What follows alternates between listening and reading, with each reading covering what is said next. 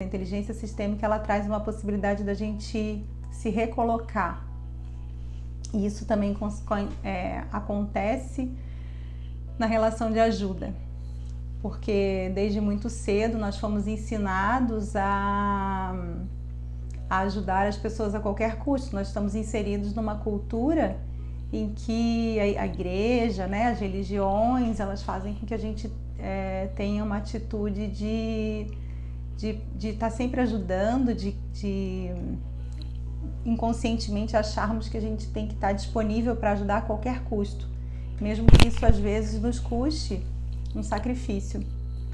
E eu quero clarear um pouco isso hoje. Então, o que é ajuda, né? Quando a gente pensa em ajuda, a gente pensa que alguém vai dar algo e alguém vai receber algo, né? Mas será que é só isso? Será que ajuda é sempre alguém de algum lugar dar algo, né? Quando a gente resolve ajudar uma pessoa, por exemplo, que tá passando por alguma dificuldade, qual é a informação interna que nós temos? O que se passa dentro de nós quando resolvemos ajudar alguém, né? Porque se a gente for fazer uma retrospectiva da nossa vida, houve muitas situações em que nós achávamos que estávamos vivendo um problema sério, um problema grande, um problema indissolúvel. E aí, se a gente for pensar agora, a gente percebe que aquele problema, na verdade, foi algo que fez com que nós crescêssemos muito, né? Eu mesma posso pensar agora em pelo menos umas 5 situações que eu vivi na minha vida e que naquele momento eu achava que ou que eu não deveria estar passando, ou que eu não merecia estar passando, ou que aquilo seria algo que ia dificultar muito a minha vida, e hoje eu sei que foram coisas que fizeram com que eu crescesse muito, que eu me tornasse a pessoa que eu sou. Então, como que é ver isso naquela pessoa que a gente está tentando ajudar? O quanto que nós somos capazes de perceber se aquilo que as pessoas estão passando são coisas que elas precisam passar para crescer ou se elas precisam realmente da nossa ajuda, e se nós temos condições de ajudar as pessoas, né? Porque tudo faz parte de um crescimento e nós estamos inseridos em famílias, nós estamos inseridos em processos, em trabalho, em relacionamentos, estamos o tempo todo vivendo coisas, escolhas que são motivadas por coisas relacionadas à nossa existência. Então, será que nós sabemos como que a gente está internamente diante daquela pessoa que nós estamos achando que está precisando de ajuda? Quantas vezes a gente já tentou ajudar alguém e não conseguiu, né? Eu, por exemplo, trazer a minha vida, eu já tive momentos em que eu estendi a mão para pessoas, inclusive para morar na minha casa, e foi algo muito devastador, assim, foi algo muito difícil, que aconteceu de uma maneira muito ruim para as duas partes. Então, muitas vezes a gente começa a se colocar numa postura de ajuda e vai fazer alguma coisa por alguém, mas a gente tem que lembrar que existem coisas que precisam ser preservadas, senão não é uma relação de ajuda. E uma delas é que tudo que eu faço em direção a alguém tem que ter um bom efeito sobre essa pessoa, né? Então, se eu estou tentando ajudar alguém que o que eu estou tentando fazer não vai ter um bom efeito sobre ela, eu já preciso repensar se isso realmente é uma ajuda bem-vinda. Porque definitivamente o que eu quero para o outro não necessariamente é o que vai ter um bom efeito sobre ele, né? Então, às vezes nós vemos pessoas sofrendo, por exemplo, num relacionamento, né? Num relacionamento de casal. E aí eu vou tentar ajudar, eu ofereço suporte, eu vejo que a pessoa está passando por momentos difíceis, que ela precisa se separar, mas eu acho que ela tem que se separar de qualquer maneira, porque ela não tem mais como viver isso na vida dela. E aí eu vou intervindo e dou todo o suporte, e ofereço a minha casa. E aí, de repente, a pessoa sai de uma relação, fica muito infeliz, fica destruída, separa o filho de uma... Entende? Estou dando só um exemplo assim para poder a gente entender que nem sempre as nossas intervenções são frutíferas, principalmente para quem a gente acha que está ajudando. Outra questão bastante importante é que o que eu faço quando eu pretendo ajudar alguém não pode me prejudicar. Então, quando nos dispomos a ajudar alguém, essa ajuda também não pode prejudicar o ajudante. Então, duas coisas mínimas, né? Eu preciso saber que a minha ajuda tem que ter um bom efeito sobre o ajudado e eu não posso me prejudicar enquanto ajudante, porque se um desses polos tiver alguma coisa nesse sentido, a gente pode descaracterizar isso como uma ajuda. Na verdade, a postura está sendo errada, porque se eu não consigo ver o outro como ajudado e as necessidades do outro, eu também não consigo me ser vista como ajudante, e isso vai criar um ruído nessa relação de ajuda, e aí, muito provavelmente, essa relação vai ficar desgastada. Então, esse é um terceiro ponto, tão importante quanto os outros dois. É que a relação entre o ajudado e o ajudante tem que ser preservada. Eu me lembro uma vez que eu escutei uma história de uma pessoa que precisava de um dinheiro para fazer algo. E aí ela falou sobre isso numa mesa, num almoço, que ela precisava de um dinheiro, mas ela só ia receber um dinheiro mais pra frente, que ela não sabia como é que ela fazia, que ela precisava aproveitar uma oportunidade. E aí alguém na mesa falou assim: ah, não, eu posso te emprestar, você faz o teu negócio e depois você me paga. A hora que sair o seu dinheiro, você resolve isso. E foi o que aconteceu. Ela falou, Aí a outra falou com um companheiro, e ele falou assim, a fulana vai emprestar pra gente. E ela falou, não, ok, tudo bem. E daí isso aconteceu. E o que aconteceu, na verdade, foi que esse dinheiro nunca mais foi devolvido. Porque quem recebeu esse dinheiro recebeu de um lugar de que o outro era maior do que ele, de que o outro, como se houvesse um ar de arrogância, assim. E às vezes existe isso muito nas relações de ajuda.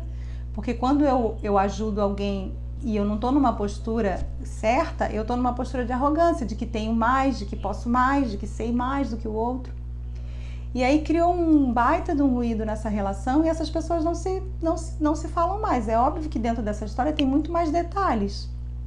Mas aqui eu estou numa tentativa de ilustrar que a gente muitas vezes tem essa postura proativa, assim, não, deixa que eu te ajudo, deixa que eu faço isso, deixa que eu resolvo, que eu tenho dinheiro, que eu tenho uma casa, que eu tenho um carro, que eu tenho, né?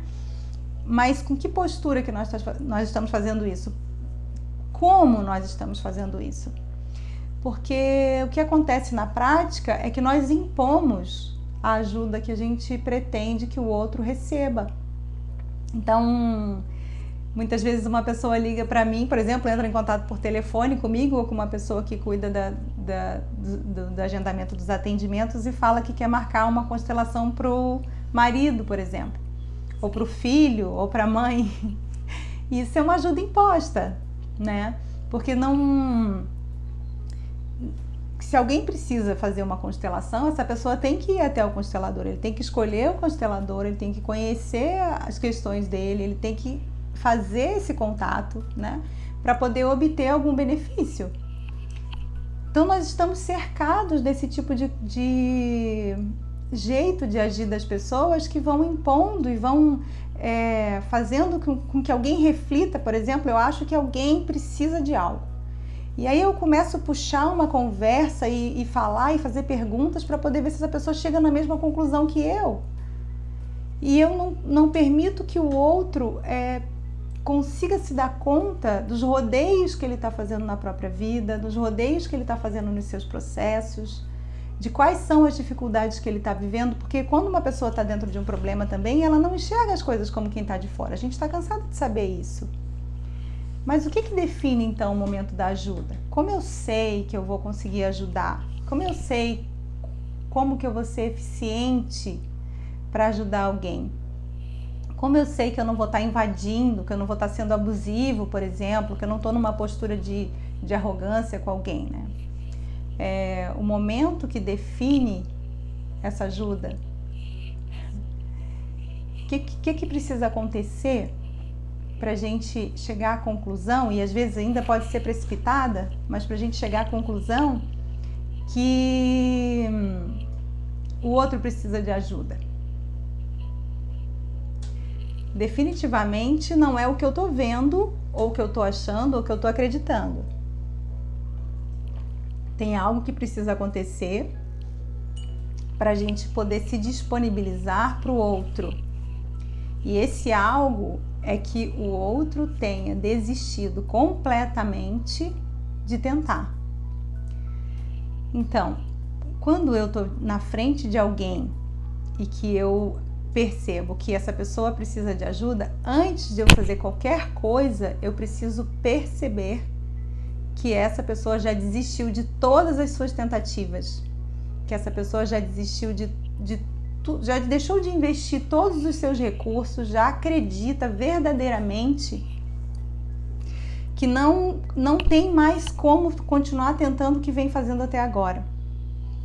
Porque se eu insistir em ajudar alguém que ainda acredita que a sua forma de agir é uma forma boa, é uma forma eficiente, qualquer conselho, qualquer orientação, qualquer intervenção, por mais sutil ou mais grandiosa que eu possa dar, mais inteligente, às vezes você tem uma sacada, né? Nossa, isso seria ótimo para a vida do fulano. E aí, de repente, qualquer coisa dessa vai ser um combustível para essa pessoa andar em direção aos próprios fracassos. Porque se a pessoa acha que não chegou ainda lá naquele lugar onde não tem mais nada a fazer, ela não vai conseguir acolher qualquer tipo de ajuda como ajuda. Ela vai pensar um pouquinho, vai falar, fulana tem razão, acho que a Larissa tem razão, acho que isso faz sentido, e aí ela vai dar mais uma maquiada naquilo que está levando ela para a direção, que está levando ela para o que está dando tudo errado, e ela vai continuar. Então, algo que eu acho que pode ser que seja um momento que vá definir que a pessoa precisa de ajuda, por exemplo, é ela me pedir. E não necessariamente ela me pedir ajuda é o momento de ajudar alguém. Porque às vezes a pessoa ela pede ajuda porque ela sente que as coisas estão dando errado, mas ela ainda não está pronta para poder entender que ela precisa mudar a estratégia, que ela precisa mudar a direção, que ela precisa desistir, que a pessoa precisa desistir para ser ajudada. E eu vejo, sim, na minha vida pessoal, por exemplo, que toda vez que eu ainda não havia desistido daquilo que eu estava buscando e que estava me levando para um lugar de derrota, né, ou de falta de criatividade para poder mudar uma realidade, toda vez que não estava me considerando desfavorecida, na verdade, suficientemente, todo mundo que chegava para mim dizendo, olha, será que isso não é melhor fazer desse jeito? Será que não é melhor fazer daquele jeito? Fosse por causa de relacionamento ou por causa de tomar uma decisão importante, eu não acolhi a opinião de ninguém. A gente fica girando, escuta um, escuta outro e segue na nossa rota, porque a gente ainda acha que tem uma forma de fazer do nosso jeito, da nossa maneira. Então, antes de qualquer coisa, de eu me disponibilizar para ajudar o outro, eu preciso perceber que o outro desistiu. E uma forma da pessoa desistir, por exemplo, é a ausência de recurso. Quanto menos recurso a pessoa tem, mais rápido ela vai desistir. Então, se, por exemplo, em relação ao filho, né? Nós que somos pais, ou quem tem irmão, né? Que a gente está vendo que alguém está fazendo coisas que está sendo muito ruim e que está todo mundo enxergando que vai ser algo que vai fazer muito mal para essa pessoa. Se eu, como mãe, por exemplo, corto os recursos de um filho que está caminhando em direção a algo que vai ser muito difícil, que eu estou vendo que vai ser algo que vai dar errado, é mais rápido que ele desista. Então, quando nós vamos dando recursos para as pessoas, seja recurso de dinheiro, de estrutura, né? Ou até a minha própria conversa, o meu colo, as coisas que eu vou acalentando, e vou ali como se fosse acariciando aquelas feridas que no caminhar as pessoas vão as pessoas vão ficando, né? Que a gente vai caminhando, vai indo atrás dos nossos objetivos, e aí tem um machucadinho aqui, tem um machucadinho ali. E se eu vou acolhendo, e vou cheirando, e vou abraçando, e vou dando colo, eu vou bajulando ainda, isso também é um recurso para alguém continue no seu caminho. E se a gente perceber também, o que faz muitas vezes com que a gente permaneça num objetivo cegamente, é que a gente ama o que a gente está tentando fazer. Então, as pessoas permanecem nos seus sonhos por muito tempo. Às vezes alguém tem um sonho de criar algo, ou de abrir um negócio, e sempre foi um sonho, sempre foi algo que veio latente com a pessoa, e ela cresceu com isso, e ela acreditou que isso era o ideal para ela, e aí ela simplesmente, a coisa começa a dar errado, ela já não tem mais dinheiro para investir, ela já não tem dinheiro para poder pagar as despesas, o negócio dela não está rendendo, o negócio dela não está dando retorno, mas era um sonho muito grande. E é difícil dela desapegar. Então, é possível que a gente observe no decorrer da nossa vida, muitas vezes, as pessoas perdendo todos os seus recursos, tudo que tem, vai precisar da maior ajuda da vida, porque ela insistiu num sonho, naquilo que mais amava. É muito comum as pessoas perderem seus recursos naquilo que mais ama. E porque é difícil de largar, né? É difícil da gente entender que se equivocou. E aí a nossa postura aqui, principalmente no Ocidente, é de, poxa, fulano, né, tentou tudo, investiu tudo, tá lá. Às vezes você tem mais recursos que a pessoa vai lá e injeta também, ou um outro vai lá e entra de sociedade, e sabe? E aí esse tipo de postura e de atitude não ajuda as pessoas. Continua sendo um combustível para ir na direção daquilo que nos tira, que é o menos, né? A gente precisa saber que toda vez que a gente está vivenciando algo, uma realidade, a gente tem duas possibilidades: viver para o menos ou viver para o mais. Então, a todo momento, a gente pode acordar todos os dias, por exemplo, e perceber se as nossas escolhas estão levando a gente para o menos ou para o mais. E se eu estou insistindo em algo que está me fazendo sucumbir, que está fazendo a minha família sucumbir, que está fazendo com que a gente fique totalmente sem dinheiro, que a gente fique totalmente isolado, por exemplo, né? Sem pessoas com quem a gente possa contar, sem pessoas com quem a gente consiga se relacionar, que a gente tem que poder, por exemplo, tirar as crianças da escola para poder, para elas ficarem numa escola, por exemplo, com preço melhor, e aí continua investindo e não acontece nada, e não rende nada, né? A gente pode começar a identificar se essas escolhas estão levando a gente para que lado.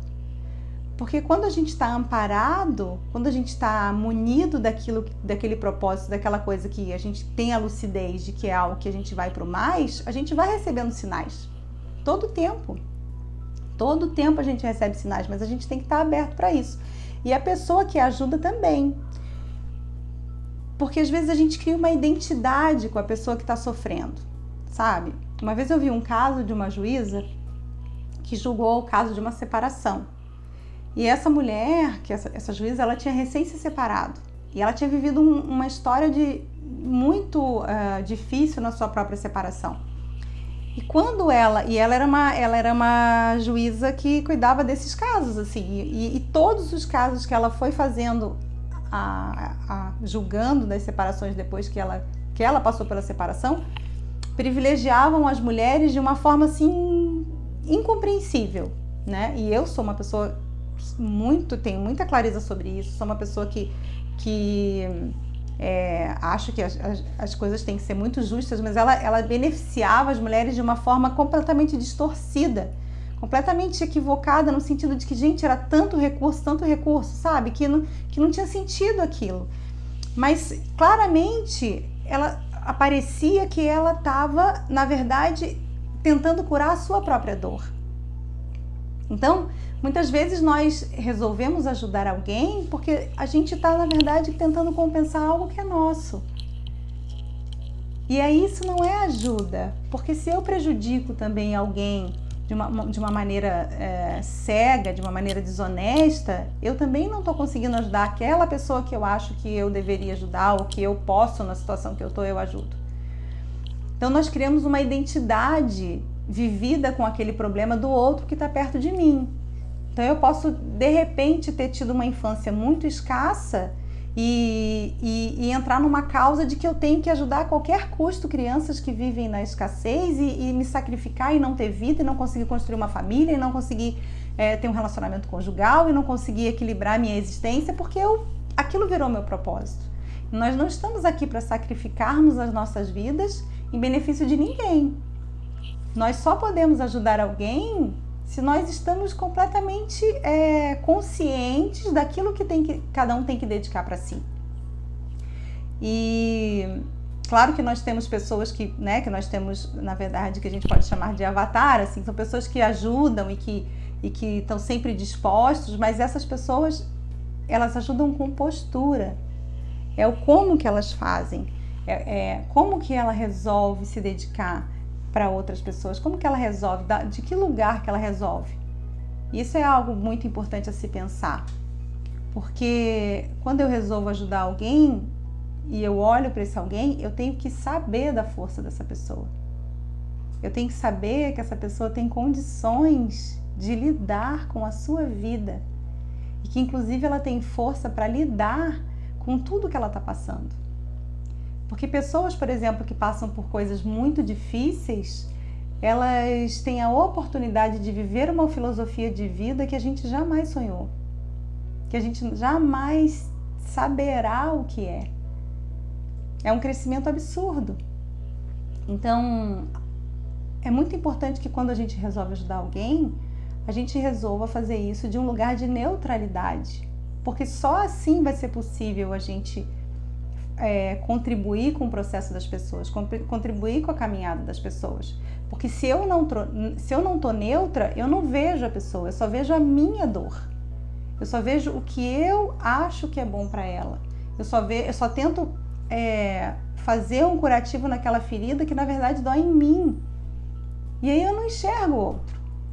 Porque a ajuda, ela não pode escolher o jeito. A ajuda, ela permite que o outro seja o que ele é e que ele caminhe até onde ele pode. Então, toda vez que eu me disponho para ajudar alguém, eu tenho que saber de antemão que eu posso, na postura correta, ajudar essa pessoa, ver ela de verdade, agir com postura, saber como chegar nisso, e saber que ela pode ser que ela dê um passo em direção àquilo que parece bom para ela, e pode ser que ela dê 6, que ela dê 10, pode ser que ela mude completamente seu padrão de vida, mas pode ser que ela continue no mesmo lugar. E aí, não necessariamente, eu tentando ajudar alguém, eu vou me sentir não vista. Não necessariamente eu vou achar que a pessoa foi ingrata comigo. Poxa, eu ajudei tanto. Eu tenho certeza que eu já passei por isso, que você já passou por isso e que nós conhecemos pelo menos uma pessoa que já tenha passado por isso, que tem essa impressão que ajudou alguém e que a pessoa foi ingrata, ou que a pessoa não viu o que ela estava fazendo, ou que a pessoa não aceitou a ajuda de bom grado, né? Então, normalmente, quando as ajudas têm esse efeito, normalmente quando a gente tem essa percepção em relação a não atender, porque existe uma diferença, quando eu estou ajudando alguém, quem que precisa ser ajudado? Sou eu que preciso me sentir aliviada por ter ajudado alguém, ou é a pessoa que precisa chegar em algum lugar? E aí, eu abro isso aqui não só para a nossa vida comum, mas também para as pessoas que são ajudantes profissionais de ajuda, né? Todos nós, por exemplo, que somos profissionais de saúde, somos profissionais de ajuda. Os advogados, os terapeutas, todos os profissionais que estão aí para ajudar esse serviço social, né? Não vou citar todos aqui, mas os que estão me vindo à cabeça, de que lugar que a gente está ajudando as pessoas? Porque a ajuda, ela vem de um lugar de muita humildade. E se eu não tenho humildade para ajudar, eu não tenho possibilidade de fazer isso. Eu tenho que parar imediatamente. Porque se eu estou identificada com o problema da pessoa, eu adoeço junto com ela. Eu adoeço junto com essa fantasia que eu estou vivendo de que eu devo fazer algo por alguém. a gente está vivendo num momento no momento não, isso tem bastante tempo, mas nós também estamos nesse lugar de muitas organizações que tem, né, ONGs, muitas organizações de ajuda para as pessoas, mas a minha pergunta aqui é: quantas pessoas você conhece que são pessoas que são alvo de ajuda, né? Que são aquelas pessoas, ou as crianças, ou os adultos, ou as pessoas que estão nessas instituições que mudaram a sua realidade, que mudaram, que não continuam mais ali anos a fio, precisando ser atendidas, ou que se sentem realmente vistas. Porque essa cultura de ajuda, gente, é uma coisa equivocada, no sentido de que é uma ajuda que não move, né? Então, a postura de humildade faz com que a gente, principalmente, saiba o momento de recuar. E eu, como terapeuta, por exemplo, tenho que saber o momento de recuar. Eu tenho que saber o momento em que eu não consigo mais avançar com a pessoa, que eu não consigo mais chegar para ela e dizer: olha, eu não posso mais te ajudar. Nós já tentamos,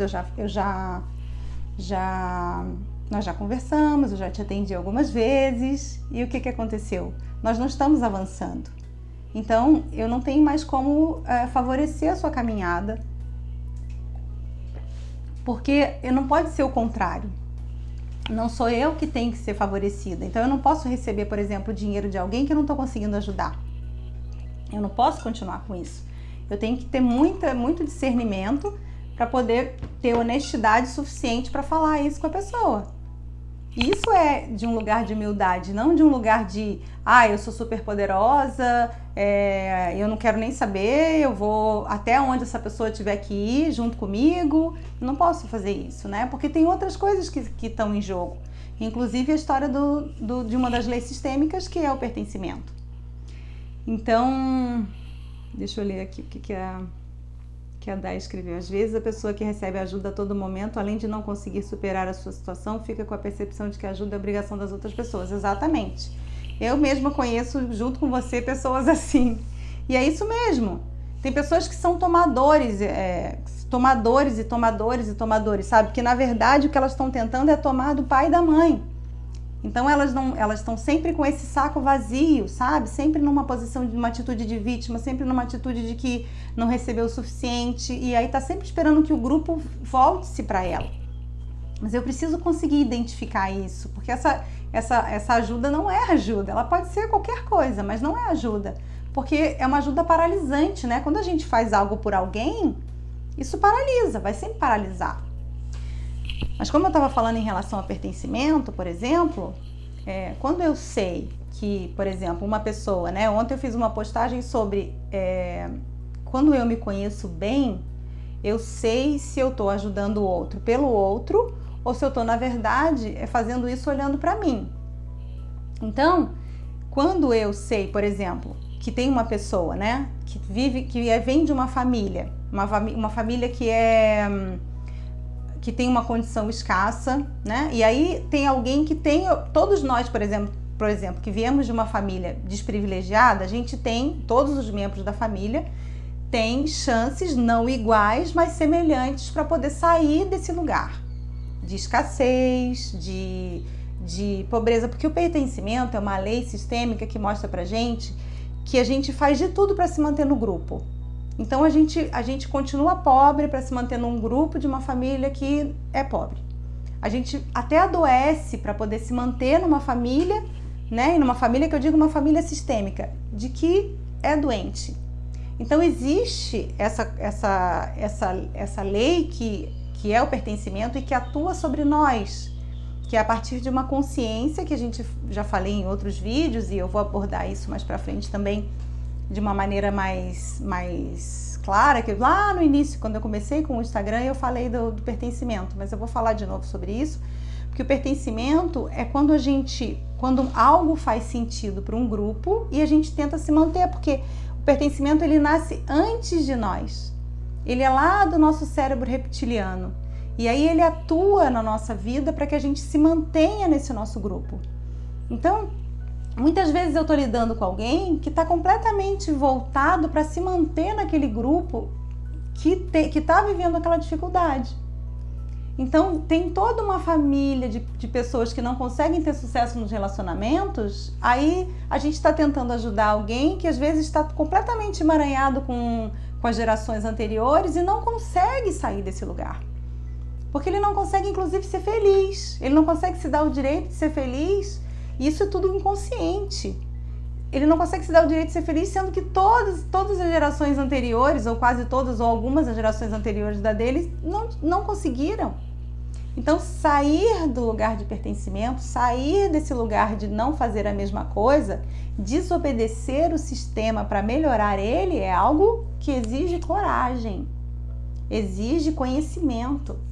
E aí, por isso que autoconhecimento é tão importante, porque daí eu posso olhar para todo o meu sistema, posso olhar para as pessoas que se relacionam próximo de mim, eu posso olhar para como é que era o relacionamento do meu pai e da minha mãe, como é que era o relacionamento dos meus tios, por exemplo, para ver se eu estou fazendo a mesma coisa. E eu, como ajudante, por exemplo, como terapeuta, eu tenho que saber o que está acontecendo nessa família, para que eu não me embole, porque eu preciso me ajudar sem me embolar nessa história toda. Né? E nas nuances da ajuda, quem está perto das pessoas também. Então, no caso, por exemplo, do terapeuta sistêmico, que é o terapeuta que trabalha com toda essa parte da visão sistêmica, da inteligência sistêmica, que acredita na força do outro, que acredita naquilo que o outro é capaz de suportar, porque não existe nada que chega para ninguém de paraquedas de maneira equivocada. Nós estamos inseridos nos nossos destinos, naquilo que a nossa família, junto com a gente, vem construindo durante muitos anos. Então, eu não posso olhar para alguém e achar que aquela pessoa tem que viver uma outra história, que aquela pessoa tem que passar por uma outra situação. Eu tenho que conseguir favorecer a caminhada dela sem achar que ela tem que mudar completamente a vida e o rumo dela, ou que ela está sendo injustiçada pela vida. Quando eu sou um bom ajudante, eu acredito na força de quem eu estou ajudando e eu dou escolhas, eu permito com que ele viva suas escolhas. Eu não imponho, eu tenho um profundo respeito, inclusive pela estrada que essa pessoa já passou. E se algum dia ela chegou até mim, seja eu como Larissa, mulher, mãe, enfermeira, terapeuta, seja eu como só terapeuta, o que trouxe ela até esse momento para chegar até mim tem que ser extremamente respeitado, para que a gente possa dar um passo a mais. Então, respeitar a força das pessoas é algo que é uma premissa para uma atitude de ajuda. Respeitar aquilo que a conduz e muitas vezes tem relação com pertencimento, porque muitas vezes somos conduzidos por esse movimento de manada dos nossos sistemas. Vai todo mundo por ali, vai todo mundo por ali. E não adianta eu achar que alguém tem que fazer diferente porque a pessoa não está desperta para dar esse passo. E então na relação de ajuda eu também só posso dar aquilo que eu tenho. E eu também posso, a pessoa só vai pegar o que é possível para ela. E aí a gente consegue estabelecer uma relação de respeito, de uma proximidade verdadeira, porque eu estou a serviço, por exemplo, do cliente. Eu não estou a meu serviço, eu estou a serviço. E quando eu estou a serviço, eu me coloco com humildade. Né? Na terapia sistêmica a gente tem uma abordagem bem diferente, na verdade, dos outros métodos. Ela é uma prática que ela está completamente desprendida de outros métodos, mas isso não quer dizer que todos os outros não são tão importantes quanto. Porque tudo que veio antes de nós é muito importante tanto quanto o que eu faço agora. Tudo abriu caminho para que eu estivesse aqui nesse momento. Então, toda vez que eu recebo alguém para poder cuidar em qualquer lugar da minha vida, eu tenho que saber que antes de chegar até mim, tem toda uma bagagem com essa pessoa. E aí eu preciso me conhecer essa pessoa e ver exatamente no que eu posso intervir. Se ela quer uma coisa mais devagar, se ela quer uma coisa que é mais depressa, ela que vai escolher aonde que ela vai viver a própria história, né? E aí aqui eu chamo a atenção, por exemplo, para as pessoas que vivem com a gente dentro da mesma casa, embaixo do mesmo teto, por exemplo, os nossos maridos, nossas mulheres, nossos filhos, às vezes uma mãe que mora com a gente. Eu chamo a atenção para essas pessoas que a gente quer ajudar a qualquer custo, que a gente quer educar, por exemplo, que a gente quer decidir como o outro vai gastar o dinheiro dele, a gente quer decidir que trabalho que a pessoa vai ter, por exemplo. Tudo assim, numa postura de muita arrogância, de um lugar mesmo de que eu sou maior, de que eu sei mais e de que o outro tem que me ouvir, porque senão não funciona, senão não tá certo, né? E nós estamos o tempo todo fazendo isso e eu me incluo nisso, porque nós estamos todo o tempo acreditando que sabemos mais a respeito do outro do que o próprio outro. E nas relações dentro de casa na verdade, o melhor palco que a gente tem para começar a respeitar o espaço do outro, inclusive dos nossos filhos, inclusive das escolhas que eles vão fazendo. Porque mais cedo ou mais tarde, independente de qualquer intenção que eu possa ter, e o ideal é a gente não viver a partir de uma postura de intenção, mas sim ficar neutro para poder ver o que se revela no outro. Porque independente da intenção que eu tenho com alguém, essa pessoa vai fazer as suas próprias escolhas. Ela pode levar 1 ano, ela pode levar 10 anos, mas uma hora ela vai lá e vai fazer o que ela quer, para ela poder aprender. E respeitar o tempo do outro é simplesmente ter uma opinião formada. Eu tenho uma opinião formada sobre a pessoa que vive comigo, eu tenho uma opinião formada sobre o que ele deveria fazer, mas isso não é mais importante do que a própria pessoa. E esse respeito profundo pela realidade do outro faz com que a gente tenha boas convivências, com que a gente consiga ser útil sem ser invasivo, com que a gente permita que o outro comece a perceber que ele está ficando sem recurso para poder fazer aquilo que ele pretende fazer. Que a gente preserve a relação com o outro, né? Porque eu preciso preservar as relações. A vida é se relacionar.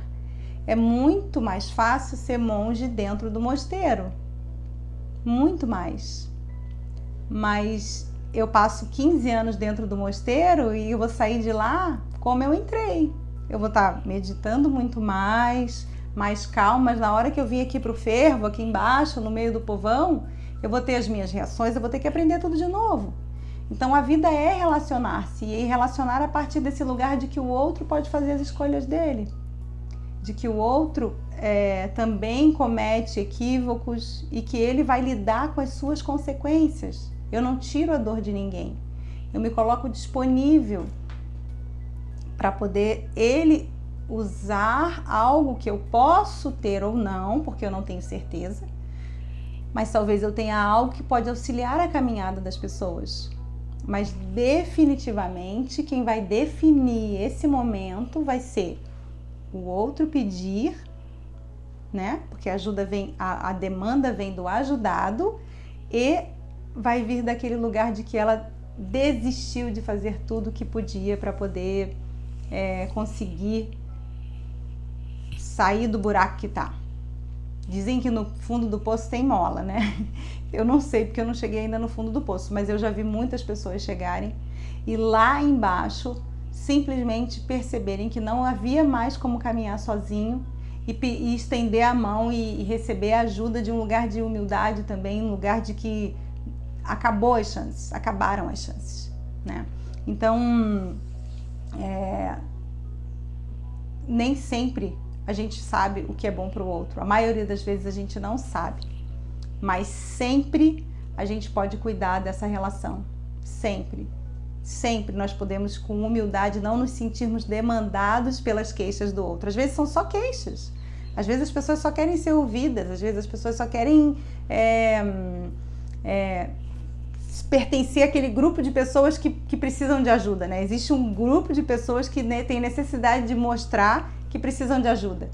Mas não necessariamente ela vai rodar a roda se a roda estiver ali na frente dela.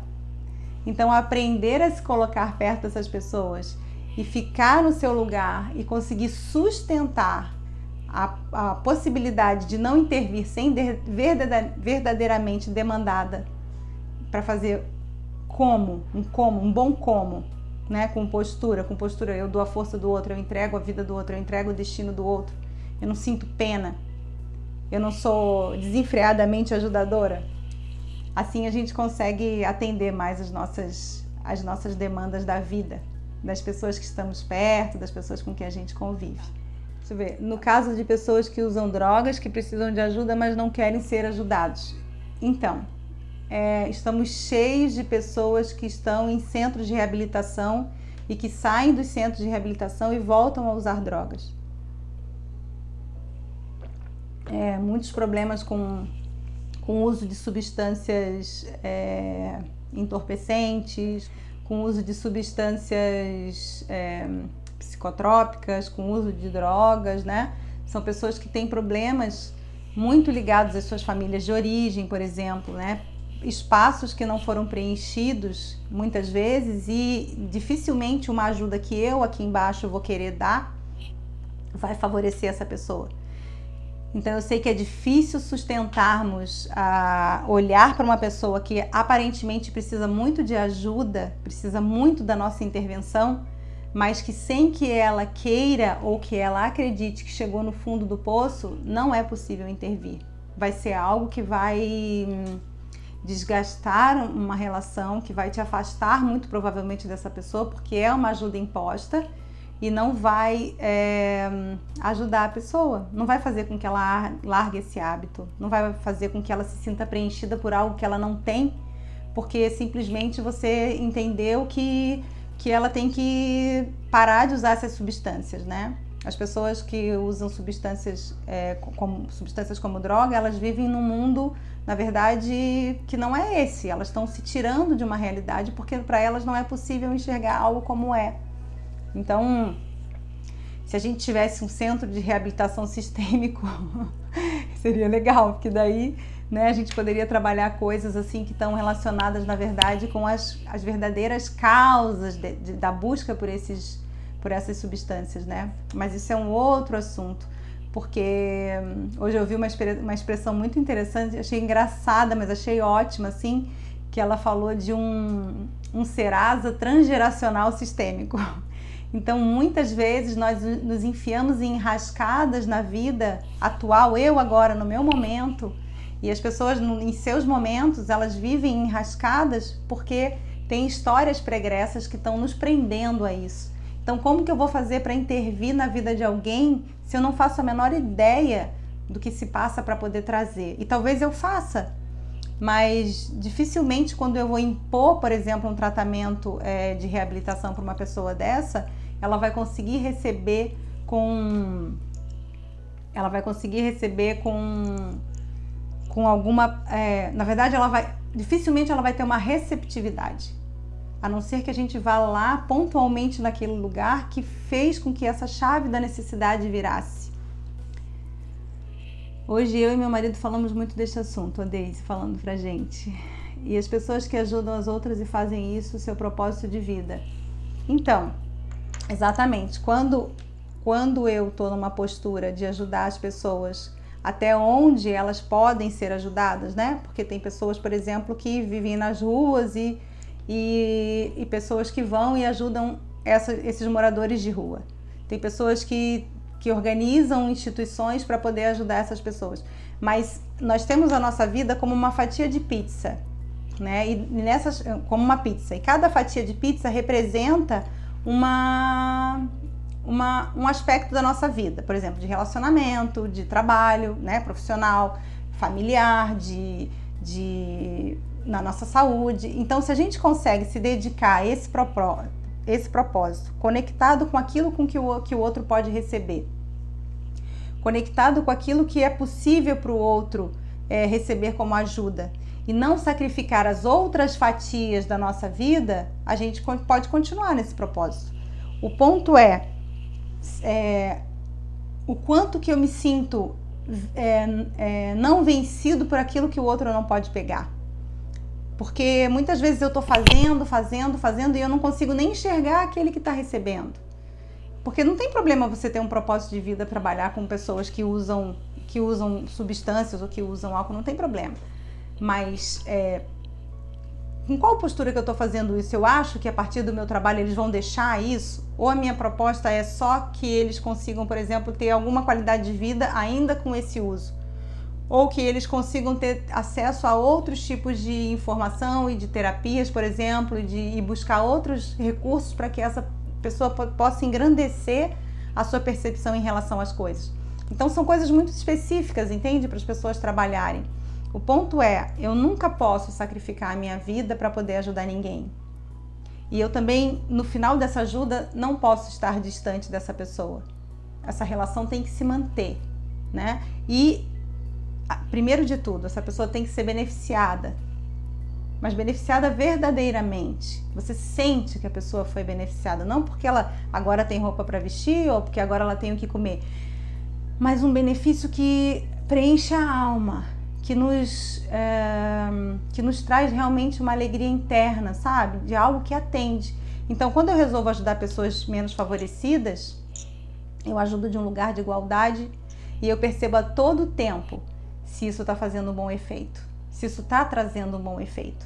E aí sim eu vou decidir, a partir de uma análise constante, se eu continuo nisso ou não, se eu mudo a minha estratégia ou não, que tipo de feedback que essa relação está me trazendo.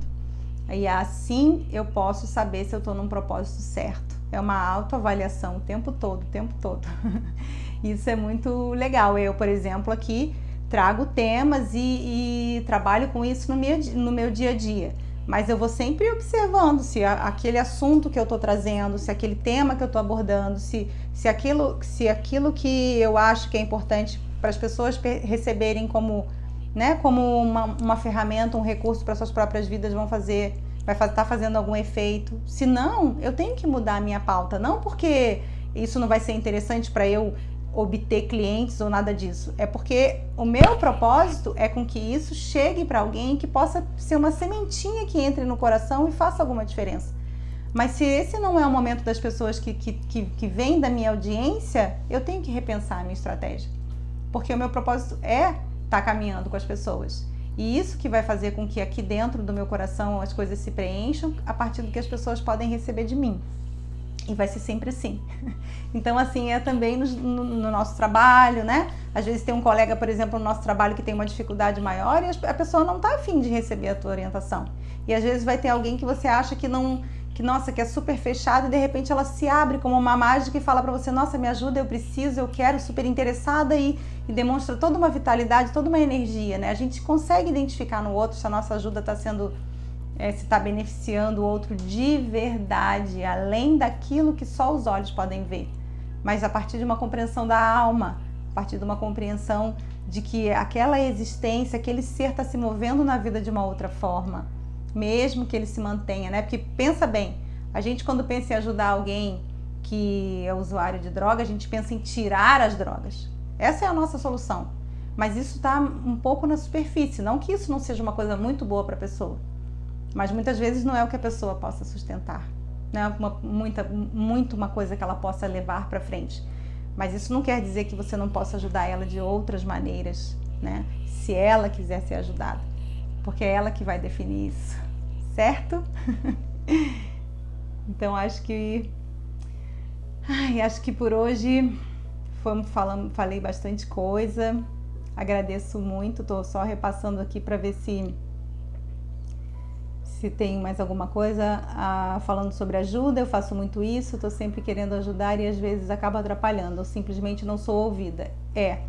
Quando a gente não pensa no como, quando a gente não consegue ver o como a gente está tentando ajudar as pessoas, normalmente não nos sentimos ouvidos. Isso é uma coisa legal de se pensar. Quando eu estou tentando ajudar alguém e parece que eu estou falando assim, com a parede ou que está dando eco, é porque a minha postura de ajudante não tá boa. Eu tô partindo de um lugar errado. Então, se recolha, perceba o que você tá fazendo, perceba como, se é de um lugar assim, sabe, de muito pretensioso ou uma obstinação, né? Quantas vezes estamos obstinados a ajudar as pessoas, mas isso nos cega. Então, esse é um sinal importante. E se eu tenho condições de sustentar, ver as pessoas viverem as suas histórias, passarem pelas suas dores, seja na pobreza, seja numa escassez em relação a alguma coisa, seja afetuosa. Eu preciso compreender dentro de mim que nem eu, nem ninguém é alecrim dourado que não vai passar por nada nessa vida. E eu entrego a força do outro. Porque eu, no lugar do outro, talvez não teria a força dele, mas ele tem. Ele tem. Então eu me recolho, eu me reduzo a eu sou só a terapeuta. Ou eu sou só a enfermeira, colega de trabalho de outra enfermeira. Ou eu sou só o médico, ou eu sou só o fisioterapeuta, sabe? Nós somos só aquilo que tem uma brechinha no mundo gigante, que é o mundo daquele que a gente está querendo ajudar. Então, quando pensarmos em ajuda, que a gente possa pensar de uma maneira muito mais ampliada, de uma maneira muito mais digna, tanto para mim quanto para o outro. E as coisas podem funcionar muito bem, na prática mesmo, não na teoria. Tá bom? Então é isso. Vamos finalizando aqui. Um abraço no coração muito grande, muito carinhoso. Muito obrigada. E terça-feira que vem tem mais. Terça-feira que vem tem uma convidada super especial. A gente vai falar um pouquinho de um assunto que mexe com a gente, porque somos muito focados nas curas e não observamos o que a doença nos traz. E é isso que a gente vai abordar. Então, um abraço no coração, um beijo bem grande e aguardo vocês na próxima. Beijão!